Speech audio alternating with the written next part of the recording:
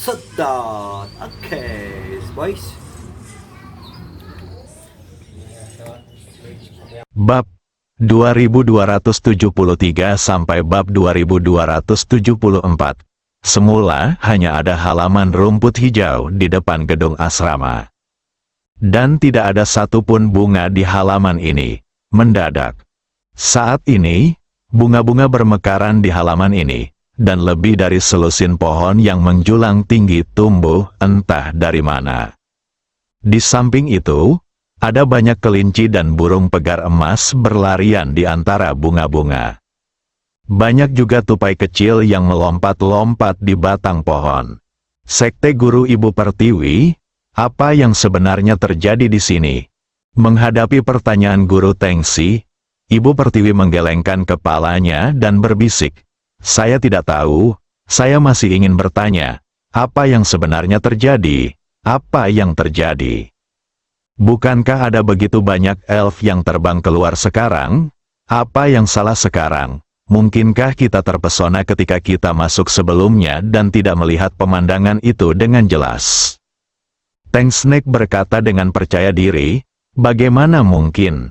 Kita mungkin tidak memperhatikan yang lain, tapi pasti tidak ada lebih dari selusin pohon besar ketika kita masuk." Begitu Tengsi mengatakan ini, dia tiba-tiba teringat sesuatu, berbalik dan memandangi Ibu Pertiwi dan bertanya dengan hati-hati, "Ibu Pertiwi, katakan padaku, pohon-pohon yang menjulang tinggi dan hewan-hewan kecil itu, apakah mereka elf yang baru saja terbang?" Ibu Pertiwi menarik napas ketika mendengar ini. Dia merenung sejenak, lalu dia mengangguk dan berkata, "Kemungkinan besar memang demikian." Tanpa diduga, Tengsi mengeluarkan belati dari tangannya dan berjalan langsung ke pohon besar di depannya. Pada saat yang sama, dia berkata terus terang kepada Ibu Pertiwi, "Apakah ini masalahnya atau tidak? Kita akan tahu jika kita mencobanya." Itu. Ibu Pertiwi lihat ini, dia segera bergegas, meraih bahu Teng Snake, dan bertanya dengan keras, "Teng Snake, apa yang ingin kamu lakukan?" Teng Snake berkata sambil tersenyum, "Jika pohon besar dan hewan kecil ini benar-benar diubah oleh elf, saya akan menggunakannya belatiku untuk membunuh mereka. Kamu bisa membiarkan mereka menunjukkan warna aslinya." Ibu Pertiwi memelototi Tengsi dan memarahi dengan marah, "Apakah ada yang salah dengan pikiranmu? Fugui sudah mengingatkan kita ketika dia pergi ke jurang bumi. Jangan memprovokasi para peri terbang." Perubahan besar yang terjadi di kampus Universitas Yanjing pasti ada hubungannya dengan para elf ini. Pohon-pohon besar dan hewan-hewan kecil ini, entah disebabkan oleh para elf atau bukan, kita hanya perlu melakukannya tunggu Fugui keluar. Mari kita cari tahu. Jika kamu melangkah maju dengan gegabah dan benar-benar memprovokasi para elf ini, lalu ketika kekayaan hilang dan masalah terjadi, siapa yang akan menghapus pantatmu? Sebuah kata untuk membangunkan si pemimpi, Teng Snake yang semula berencana menebang pohon besar di depannya dengan belati, tiba-tiba mengeluarkan butiran keringat di keningnya setelah mendengar perkataan Ibu Pertiwi. Setelah menghirup udara dingin, Teng Snake dengan cepat mencabut belatinya dan berkata sambil tersenyum, "Itu ceroboh. Sepertinya saya sedikit ceroboh." "Kamu lebih bijaksana, Master Sekte Ibu Pertiwi. Ayo pergi, kita akan masuk sekarang." Ibu juga mempertimbangkan. Sambil menghela nafas lega, Tong Tengshe kembali ke gedung asrama. Keduanya memasuki pintu dan memberitahu Chang Qiong tentang perubahan di luar. Chang Qiong menunjukkan senyum bahagia di wajahnya. Dia menemukan kursi dan duduk perlahan. Kemudian dia tersenyum pada Teng Snake dan yang lainnya dan berkata, "Dalam hal ini, sudah jelas. Ya, apa yang kamu lihat di luar semuanya diubah oleh elf." Tengsi bertanya dengan rasa ingin tahu, "Saudaraku, mengapa kamu begitu yakin?" Qian Qiong tersenyum tanpa berpikir. "Apakah kamu tidak memikirkannya, kecuali bunga, tumbuhan, pohon dan berbagai hewan kecil di pegunungan. Siapa yang bisa menjadi elf di dunia? Apakah mereka juga bisa menjadi manusia? Dia baru saja selesai berbicara. Pendeta Tao Qian He terkekeh dan berkata, belum tentu demikian. Beberapa hewan, begitu mereka belajar berlatih, bahkan mungkin menjadi monster. Chang Qiong menatap mata putih besar pendeta Tao Qian He, dan sepertinya berkata dengan marah, kamu tahu sialnya? Segala sesuatu di dunia ini dapat berlatih kultivasi. Tetapi ribuan tahun yang lalu, terdapat banyak vitalitas. Kebanyakan hewan tidak kekurangan vitalitas ketika berlatih kultivasi, jadi 9 dari 10 hewan akan memiliki spiritualitas. Ini adalah peri. Tetapi beberapa hewan, karena mereka berada di daerah di mana vitalitasnya langka, seringkali memiliki pikiran jahat di benak mereka karena ingin mendapatkan lebih banyak vitalitas. Seiring berjalannya waktu, ini aneh. Yang disebut monster, saya mengetahui pengetahuan ini sebelum saya mengambil posisi pemimpin sekte Tiangang. Mengapa Anda perlu memberitahu saya sekarang? Setelah meninggalkan kata-kata ini, King Qiong melihat orang-orang yang tersisa. Dia memperingatkannya kata demi kata, ingat, mulai sekarang, tidak ada yang boleh keluar dari pintu ini.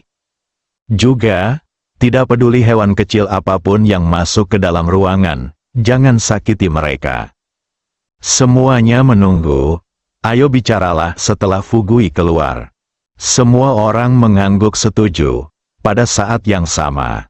Di sekitar tembok kampus, banyak anggota tim kelima inning keenam yang dikirim oleh Ran Jie juga berkumpul. Mereka merasa seperti sedang memimpikannya perubahan yang terjadi di kampus. Saudaraku, ada apa? Hujan deras, lalu kenapa banyak sekali bunga, pohon, dan hewan kecil yang muncul? Jangan membicarakannya di kota Yanjing, ini adalah daerah perkotaan, dan bahkan di pegunungan sekitarnya, rusa Sika sudah puluhan tahun tidak muncul, tapi kali ini, mereka benar-benar muncul di kampus. Mendengarkan bisikan para pria di sebelah mereka, Ran Jie mengerutkan kening dan melihat sekeliling. Setelah beberapa saat, dia dengan serius memperingatkan semua orang ingat bahwa tugas utama kita adalah mencegah siapapun memasuki kampus, dan mengabaikan semua perubahan lain yang terjadi di sekitar kita. Oh, dan juga, berhati-hatilah saat melangkah ketika memeriksa, hewan ada begitu banyak, menurutku pasti ada ular berbisa dan sejenisnya, jangan sampai terluka. Namun, apa yang kamu takutkan? Ran Jie baru saja selesai berbicara. Tak disangka, seorang saudara tak jauh dari situ yang sedang jongkok di rerumputan dan buang air besar tiba-tiba menjerit. Segera setelah itu, pihak lain bahkan tidak sempat mengangkat celananya sebelum dia melompat dari tempatnya berada. Astaga, ada ular berbisa. Ran Jie terdiam beberapa saat. Dia berbalik dan melihat ke arah saudara yang berteriak tidak jauh dari situ. Saudara-saudara lainnya segera mengepung saudara lelaki yang bergegas mendekat. Segera setelah semua orang mendatangi saudara ini, mereka melihat pria ini memegang celananya di satu tangan dan memegang ular 5 langkah di tangan lainnya. Dia berteriak, ini sangat berbahaya. Kaki nenek sangat kecil hingga dia hampir menggigit dia. Di kakiku.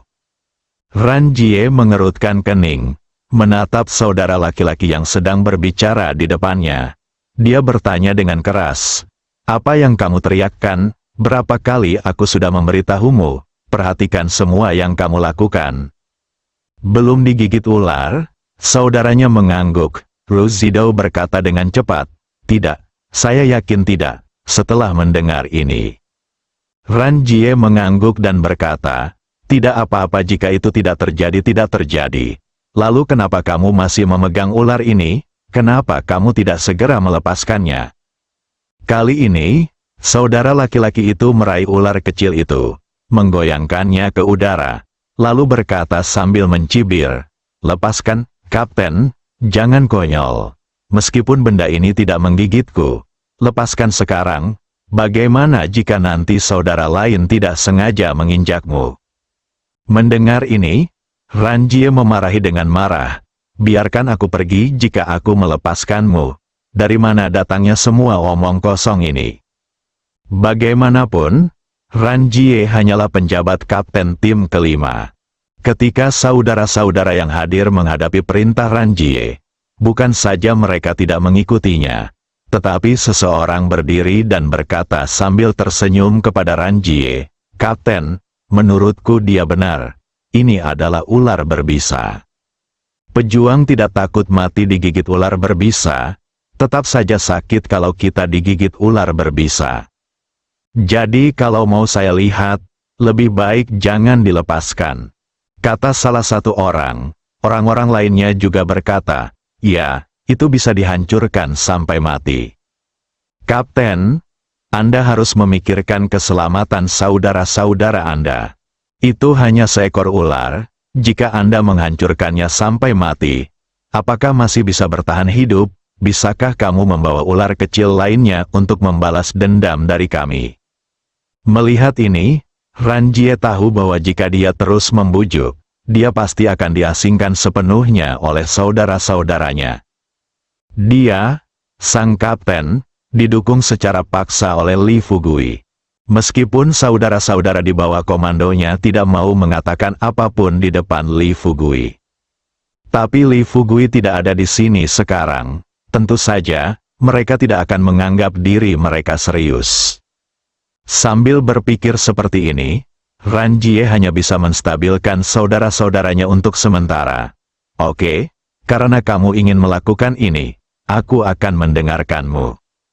Saudara-saudara ini juga tidak akan menuruti pengaturannya dan melepaskan ular 5 langkah di tangan mereka. Ranjie tidak menyelesaikan kata-katanya. Salah satu anak buahnya menangkap ular kecil itu. Pergerakan vitalitas dalam tubuh, tepat ketika dia hendak mencubit empedu ular itu secara langsung. Tanpa diduga, ular kecil itu tiba-tiba berubah menjadi cahaya biru. Segera setelah itu, semua orang dengan jelas melihat cahaya biru ini dengan cepat berubah menjadi sosok humanoid di depan mereka. Lihat situasi ini, semua orang yang hadir tertegun sejenak.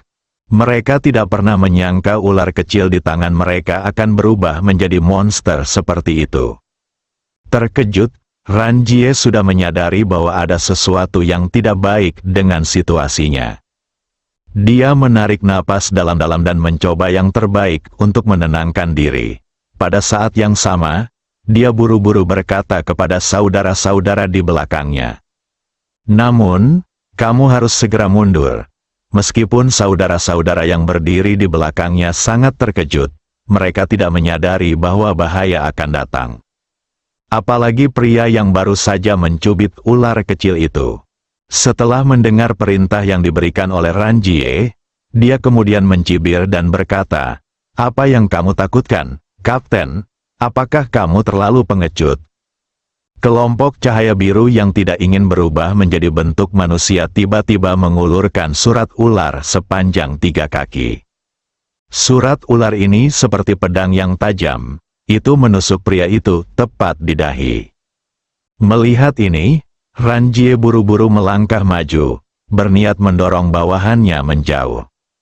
Sayang sekali, kecepatannya menjadi sedikit lebih lambat. Sebelum tangannya bersentuhan dengan pria di depannya, tanpa diduga Snake Sin langsung menusuk kepala pria itu. Surat ular yang semula berwarna merah kini berlumuran darah. Pria yang kepalanya ditusuk itu jatuh ke dalam genangan darah. Melihat situasi ini, hati Ranjie menegang. Ia tidak pernah menyangka dalam waktu 2 hari menjadi kapten tim kelima, anak buahnya akan mati di hadapannya. Terkejut, Ranjie mengedarkan vitalitas di tubuhnya dan bergegas menuju cahaya biru di depannya. Sudah terlambat, ini cepat, melihat Ranjie mendatangi kelompok cahaya biru ini. Tanpa diduga, seorang lelaki tua berpakaian putih tiba-tiba muncul di sampingnya. Orang tua itu meraih pergelangan tangan Ranjie, mengerutkan kening, dan bertanya dengan dingin, "Apa yang ingin kamu lakukan?" Saat itulah Ranjie menjadi tenang. Ketika dia melihat lebih dekat, dia menyadari bahwa orang yang menahannya bukanlah orang lain, melainkan Ling Suzi. "Lihat ini," Ranjie buru-buru berkata, "Senior, kakakku terluka oleh monster di depanku ini. Sekarang aku harus membalaskan dendam kakakku." Kelompok cahaya biru ini benar-benar mengeluarkan suara manusia yang aneh. Yang bisa kudengar hanyalah senyuman bangga dari cahaya biru. "Caca, balas dendam, konyol sekali. Tahukah kamu siapa elf ini? Kamu sebenarnya ingin membalaskan dendam bawahanmu yang tidak tahu harus hidup atau mati. Bukan karena takdir raja. Biarkan aku jika kita menemukan jalan keluar dari jaring itu sesegera mungkin, aku akan menelan kalian semua di perutku."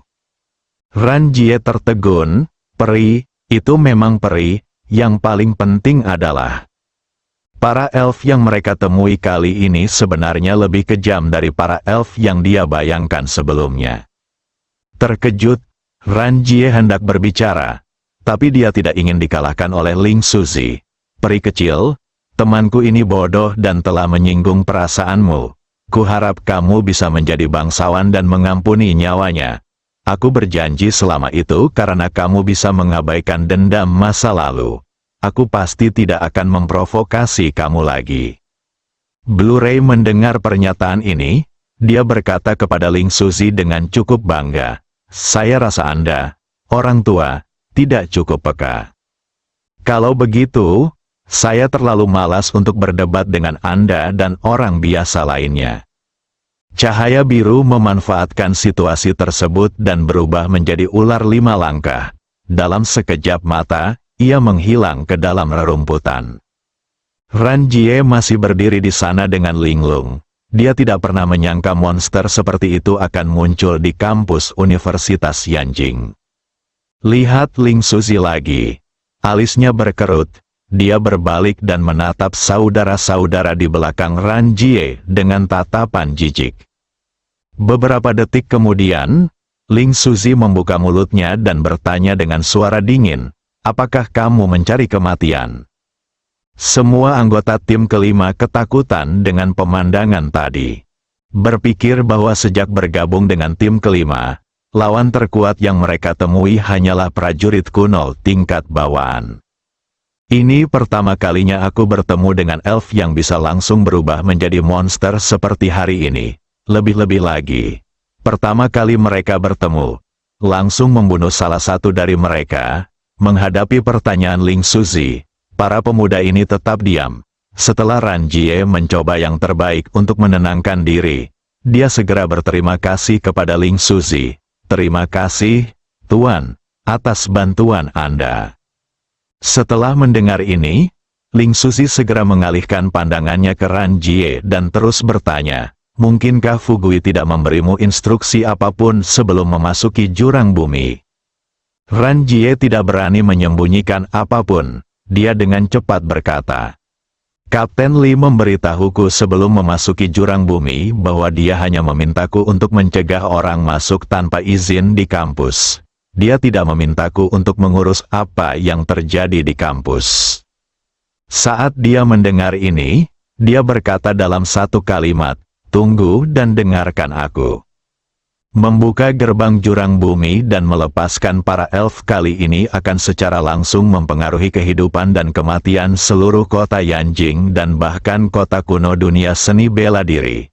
Jika ada di antara Anda yang berani bertindak gegabah, apapun konsekuensinya, Anda pantas kehilangan nyawa. Jika Anda cukup beruntung untuk bertahan hidup, bahkan jika orang kaya dan berkuasa tidak akan menunggu Anda, saya akan memotong Anda bagian-bagian. Bersambung.